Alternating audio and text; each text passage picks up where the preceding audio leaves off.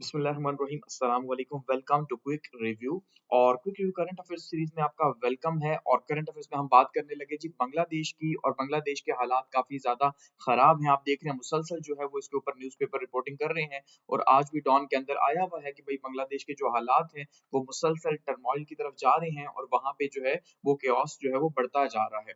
और ये सिलसिला कहाँ से शुरू हुआ आपको पता है, स्टूडेंट लीडर जो है वो हादी की असैसिनेशन के बाद ये सिलसिला शुरू हुआ। तो इसको डिस्कस करेंगे। Bangladesh at a cross road के बांग्लादेश इस टाइम पे क्रॉस रोड पे है, ठीक है। The Hadi assassination and it's cascading consequences. Cascading का मतलब होता है तसलसल किसी चीज का, एक के बाद एक होना, ठीक है। तो अब हम ये देख रहे हैं कि भाई इस टाइम पे जो है बांग्लादेश जो है वो उसके हालात बहुत खराब होते जा रहे हैं और मुसलसल एक के बाद एक इवेंट ऐसा हो रहा है, ठीक है, जिसकी वजह से हम ये देख रहे हैं कि बांग्लादेश जो है वो इस टाइम पे जो है टर्मोइल में जाता जा रहा है। और खास करके अगर हम देखें इंडिया के साथ रिलेशन को, जैसे आपने देखा कल के दिन के अंदर और आज के दिन के अंदर, वहां पे जो है वो इंडिया के अंदर भी सिक्योरिटी इंतहाई हाई अलर्ट हुई हुई है और वहां पे प्रोटेस्ट हो रही है बांग्लादेश के खिलाफ। और बांग्लादेश के अंदर भी ऐसा ही हो रहा है कि वहां पे भी जो है वो इंडियंस को जो है उसका जिम्मेदार ठहराया जा रहा है। और बहुत ज्यादा शदीद जो नफरत है 1971 के बाद जो है वो ये नफरत देखने को मिली है। क्योंकि आपको पता है बांग्लादेश जो है वो बना ही इंडिया की वजह से था। अगर वो वॉर ना करते 1971 की तो ये ऐसा ना होता, या वो जो है वो शेख मुजीब को सपोर्ट ना करते। तो इसलिए पहली बार ऐसा हो रहा है कि ऐसे हालात जैसे पाकिस्तान के जो है वो इंडिया के साथ हैं, वैसे अब हमें जो है वो देखने को मिल रहे हैं बांग्लादेश के भी जो है वो इंडिया के साथ। तो इसको डिस्कस करते हैं। अब सबसे पहले तो इन क्राइसिस को थोड़ा सा समझते हैं और इनकी एनाटॉमी जो है उनको समझने की कोशिश करते हैं कि इनका स्ट्रक्चर क्या है। बेसिकली ये टू वे स्ट्रक्चर आपको देखने को मिलेगा, ठीक है। और टू वे स्ट्रक्चर क्या है, ये सिलसिला आपको पता है 2024 से स्टार्ट हुआ था। और 2024 से जब आपने देखा कि भाई जिनको जेन जी कहा गया या स्टूडेंट्स जो हैं उनकी एक पूरी पूरी जो है मूवमेंट चली, उसके नतीजे के तौर पे जो हसीना वाजिद साहिबा हैं जो उनकी प्राइम मिनिस्टर थी उनको जो है उन्होंने उतारा। और उनको जो है वो आपने देखा कि उसके बाद वो इंडिया भाग के चली गई, ठीक है। तो ये स्टूडेंट्स की वजह से सारा कुछ हुआ। तो स्टूडेंट्स जो है वो बहुत ज्यादा एक्टिव रहे, इंगेज रहे। और उसके बाद जो है वो हमने देखा कि जो है वो इंटरिम गवर्नमेंट वहां पे बनी और वहां पे जो है एक नया सेटअप जो है वो आया। तो उसमें इस टाइम पे हम ये देख रहे हैं जो रिसेंट जो सिलसिला स्टार्ट हुआ ये कैसे हुआ जी, ये हुआ एक असैसिनेशन से, ठीक है। जो स्टूडेंट लीडर थे उन्हीं स्टूडेंट लीडर में एक जो लीडर उनके थे वो थे जी शरीफ उसामा हादी, ठीक है, उस्मान हादी, सॉरी। ये जो उस्मान हादी हैं ये बहुत ही प्रोमिनेंट किस्म के लीडर थे, स्टूडेंट लीडर। उन्होंने 2024 का जो एक रेवोल्यूशन था बांग्लादेश के अंदर उसमें बहुत ही इंपॉर्टेंट रोल प्ले किया था, ठीक है। तो यहाँ से ये सिलसिला शुरू हो रहा है कि इनको जो है वो इनकी किलिंग हुई, असैसिनेशन हुई, ठीक है। इनको टारगेट किया गया इलेक्शन रैली के दौरान। उसके बाद क्या हुआ जी, एक प्रोटेस्ट जो है वो बहुत तेज से होना स्टार्ट होगी क्योंकि स्टूडेंट सारे बाहर आ गए और उन्होंने इल्जाम देना स्टार्ट कर दिया, खास करके इंडिया को और साथ में गवर्नमेंट को भी इल्जाम दिया कि भाई आप इसको प्रोटेक्ट नहीं कर सके। और ये वायलेंस जो है वो स्टार्ट हुआ 12 दिसंबर से, उसके बाद मुसलसल बढ़ता गया। उसके बाद अब ये जो है वो इस टाइम पे प्रेस के ऊपर खास करके टारगेट किया जा रहा है, मीडिया हाउसेस को जलाया जा रहा है। तो उससे क्राइसिस जो है मजीद बढ़ते जा रहे हैं, ठीक है। ये तो इसका एक रुख है। दूसरा रुख अगर हम देखते हैं तो वो क्या है जी, इस टाइम पे इसके नतीजे के तौर पे जो है, यानी ये असैसिनेशन के नतीजे के तौर पे जो है वो जो डेमोक्रेटिक गवर्नमेंट थी, ठीक है, तो डेमोक्रेटिक गवर्नमेंट जो है उसमें तकसीम आ चुकी है। यानी अभी कह सकते हैं इंटरिम गवर्नमेंट जो है वो डीस्टेबलाइज हो गई है। जो इस टाइम पे जो है बनी हुई थी, उन्होंने फेब के अंदर इलेक्शंस करवाने हैं, फेब 2026 के अंदर, ठीक है। तो वो भी इस टाइम पे हालात खराब हैं। ऊपर से इंडिया के साथ जो इनके हालात खराब हुए हैं, तारीख के अंदर सबसे ज्यादा इस टाइम पे जो है वो इंडिया और बांग्लादेश के रिलेशंस कभी भी इससे नीचे नहीं आए जितना एक दूसरे के ऊपर अटैक किया जा रहा है। और पब्लिक एक दूसरे की बहुत ज्यादा एक दूसरे के अगेंस्ट हो चुकी है।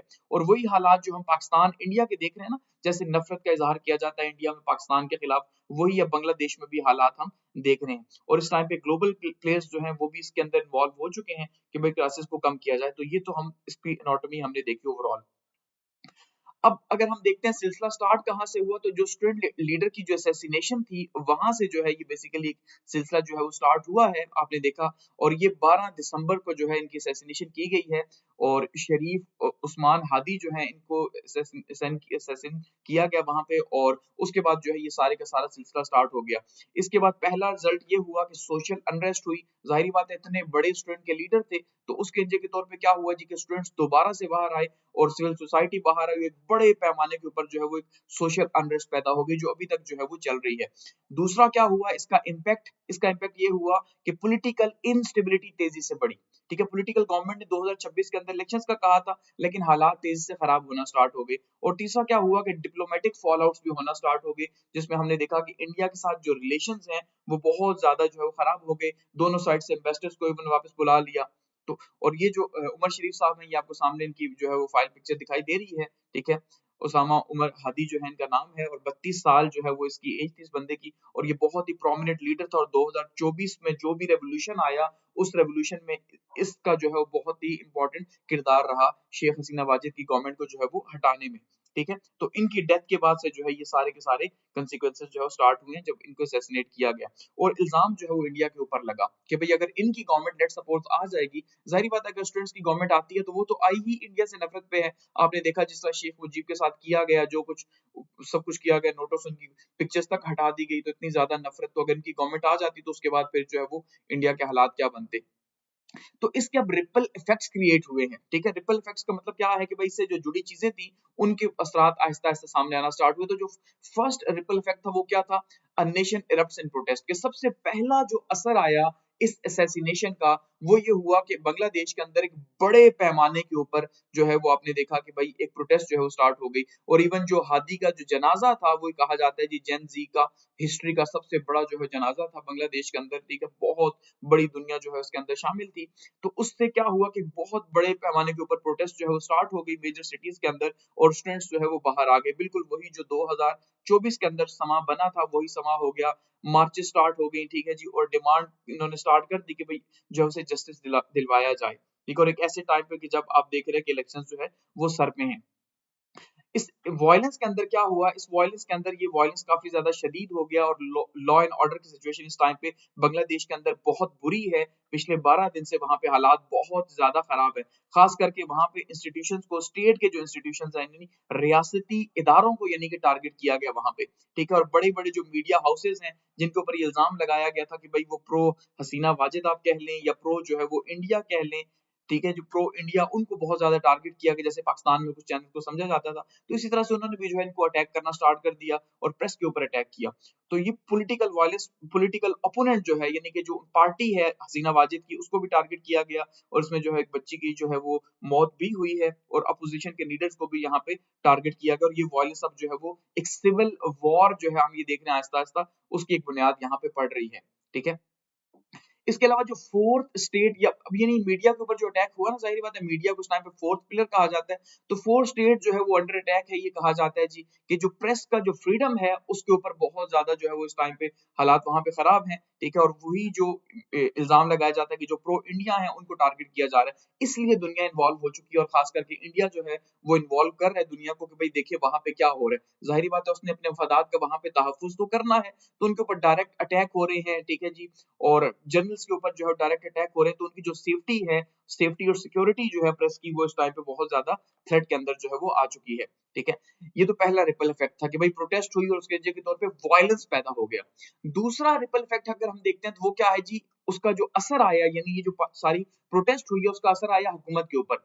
हालांकि ये हुकूमत के खिलाफ नहीं है प्रोटेस्ट, याद रखिएगा, ठीक है, लेकिन अब आहिस्ता आहिस्ता ये हुकूमत के खिलाफ जो है वो होता जा रहा है। लेकिन हुकूमत के खिलाफ नहीं था, ये किसके खिलाफ था प्रोटेस्ट, ये इंडिया के खिलाफ था, क्योंकि ओपनली तो उन्होंने इसको स्टार्ट में नहीं कहा, ठीक है, इल्जाम उसके ऊपर लगे हैं। तो सेकंड इसका इम्पैक्ट क्या आया कि जो हुकूमत की अथॉरिटी थी उसके ऊपर क्वेश्चंस आए कि भाई आप बैठे हुए हैं, जाहिर बात है सारा प्रेशर गवर्नमेंट के ऊपर आता है।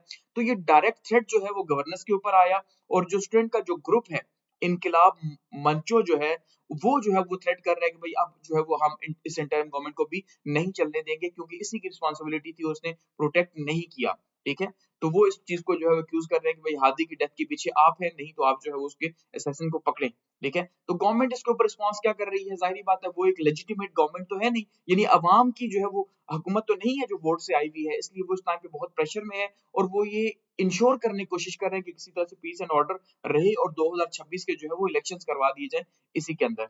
लेकिन हुकूमत के ऊपर इसका हम देख रहे हैं काफी ज्यादा प्रेशर है। पॉलिटिकल फिशरीज अगर हम देखते हैं तो वो मजीद बढ़ रही है जी, वो तकसीम भी जो है वो मजीद बढ़ रही है, और हसीना वाजिद साहिबा या अपोजिशन की जो पार्टीज हैं वो मोहम्मद यूनुस को, ये जो आपको दिखाई दे रहे हैं मोहम्मद यूनुस, ये आपको पता है कि एक बहुत ही उम्दा शानदार शख्सियत है, नोबेल प्राइज भी इन्हें मिला हुआ है, ठीक है। तो मोहम्मद यूनुस जो है जो चीफ एडवाइजर है इस टाइम पे इंटरिम गवर्नमेंट के, ठीक है, तो उनको बहुत ज्यादा टारगेट किया जा रहा है, जिस वजह से जो प्रेशर है वो इनके ऊपर काफी ज्यादा जो है वो बढ़ता जा रहा है, ठीक है। थर्ड रिपल इफेक्ट इसका क्या हुआ जी, वो हुआ कि डिप्लोमेटिकली जो है वो कोलैप्स कर रहा है बांग्लादेश, ठीक है, और इंडिया के साथ इसके हालात जो हैं वो शदीद किस्म के खराब हो चुके हैं, बहुत ही शदीद। इवन आज और कल का दिन जो है आपने देखा कि इंडिया के अंदर बहुत ज्यादा जो है वो सिक्योरिटी टाइट कर दी गई है, बांग्लादेश के कॉन्सुलेट की और एम्बेसी वगैरह की। इसी तरह से बांग्लादेश के अंदर भी जो है वो यही किया गया, क्योंकि बांग्लादेश के अंदर पहले टारगेट करना शुरू किया गया इंडिया के एम्बेसडर्स वगैरह को, उनकी एम्बेसीज को, ठीक है, कि भाई आप इन्वॉल्व हैं इसके अंदर। और उसके नीचे के तौर पे जब प्रेशर बहुत ज्यादा बढ़ा तो आपने देखा कि भाई जो गवर्नमेंट है उसने क्या किया जी, उसने सबसे पहले डिप्लोमेटिक ब्रेकडाउन किया, यानी बांग्लादेश ने अपना एनवॉय जो है वो दिल्ली से अपना मिशन वापस बुलाया, और दिल्ली ने भी यही एक्शन किया कि उसने अपना मिशन वापस बुला लिया। तो ये इंडिया और बांग्लादेश के हालात में बहुत रेयर है, ठीक है, और इससे मजीद इनके हालात जो है वो खराब हो गए।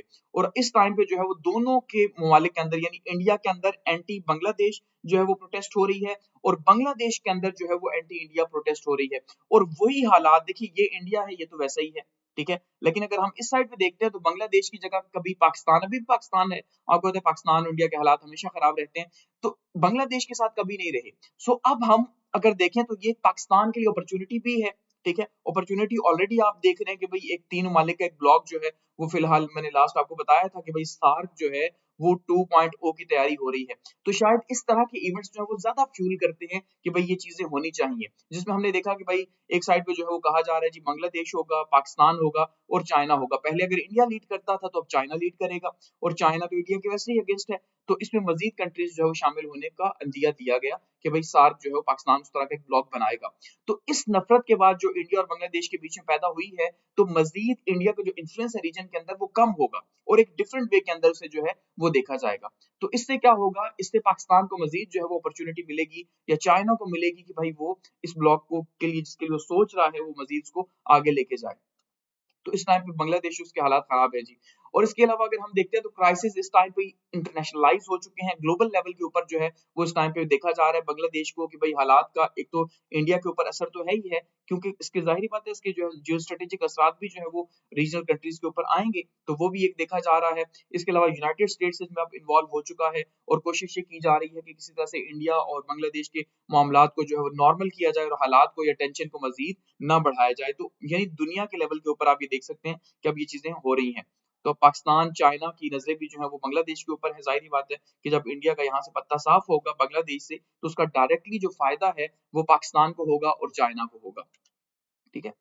अच्छा, अब इस टाइम पे वेस्टर्न जो पावर्स हैं वो ऑलरेडी जो है वो एंगेज हैं, और ये भी कहा जा रहा है कि वेस्टर्न पावर्स ने क्या किया जी, अनकन्वेंशनल जो है वो स्टेप उन्होंने उठाया और पब्लिकली मॉर्न किया है उन्होंने उस्मान हादी की जो है वो डेथ के ऊपर, ठीक है।